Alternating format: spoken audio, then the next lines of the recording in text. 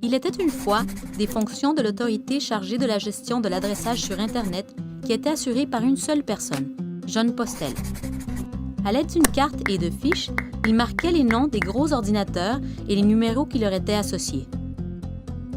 Presque 20 ans plus tard, Internet a considérablement grandi et les fonctions de l'IANA ne peuvent plus être gérées par une seule personne. Aujourd'hui, c'est le travail de l'ICANN, la Société pour l'attribution des noms de domaine et de numéros sur Internet. Quelles sont les fonctions de l'IANA?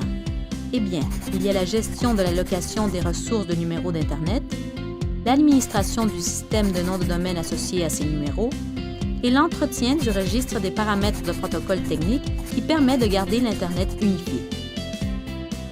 Ensemble, ces fonctions jouent un rôle essentiel pour assurer que vous puissiez aller où vous voulez en ligne grâce à leur système d'identifiant unique. Voici un exemple.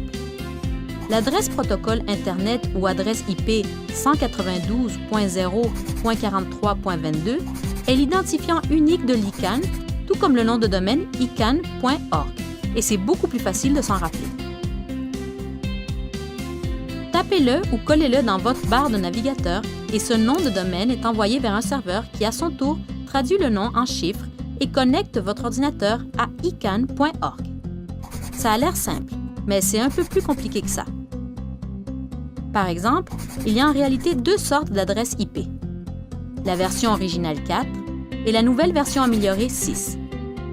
Les ingénieurs ont d'abord créé 4 millions d'adresses IP en pensant que ce serait largement suffisant, mais nous arrivons au bout.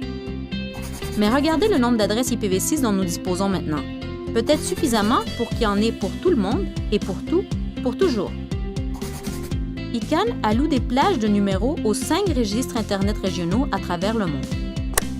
Les RIR sont des organisations à but non lucratif qui gèrent, distribuent et enregistrent des adresses IP et des numéros de systèmes autonomes au sein de leurs régions respectives. L'AFRINIC pour l'Afrique, l'APENIC pour l'Asie-Pacifique, l'ARIN pour l'Amérique du Nord et certaines régions des Caraïbes, l'AGNIC pour l'Amérique latine et certaines régions des Caraïbes, RIP-NCC pour l'Europe, le Moyen-Orient et certaines régions d'Asie centrale. Ils sont appelés numéros de système autonome car ils identifient les réseaux qui les acheminent, les connectant à d'autres réseaux contrôlés par d'autres organisations. En gérant le système de noms de domaine au sein de l'IANA, l'ICANN entretient la base de données de la zone racine, qui est l'enregistrement faisant autorité de tous les domaines de premier niveau, tout ce qui est à droite du point. Et il y a différents types de domaines de premier niveau, ou TLD, comme les TLD de code pays à 2 lettres, généralement utilisés par les pays, les États souverains ou les territoires dépendants ou réservés à ceux-ci. Il existe des TLD génériques comme .com et .org, et maintenant nous avons aussi des nouveaux domaines de premier niveau génériques grâce à un programme conçu pour accroître la concurrence et le choix dans l'espace de noms de domaine. Avant le programme de nouveaux GTLD, il existait environ 2 dizaines de GTLD. Maintenant, il y en a des centaines. Il y a aussi les noms de domaine internationalisés ou IDN. Ces noms de domaine peuvent contenir des lettres ou des caractères issus d'alphabets non latins, par exemple l'arabe et le chinois, permettant aux internautes d'accéder aux noms de domaine dans leur propre langue. Enfin, la fonction de l'IANA appelée paramètres de protocole. Cette fonction implique d'entretenir les registres pour bon nombre de codes et de numéros permettant de conserver Internet en tant qu'unité cohérente. ICANN accomplit également cette tâche en collaboration avec l'IETF, le groupe de travail de génie Internet.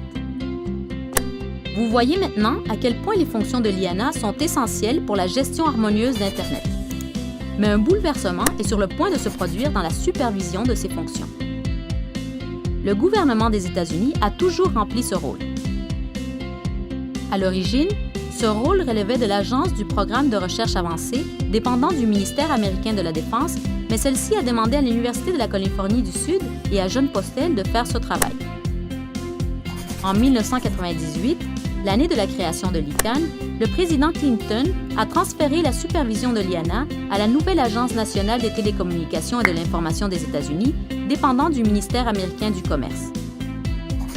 3 ans plus tard, la NTIA a choisi l'ICANN pour gérer les fonctions de l'IANA, ce que l'ICANN faisait depuis. Mais en mars 2014, la NTIA a annoncé que le gouvernement américain remettrait la supervision des fonctions de l'IANA entre les mains de la communauté mondiale multipartite.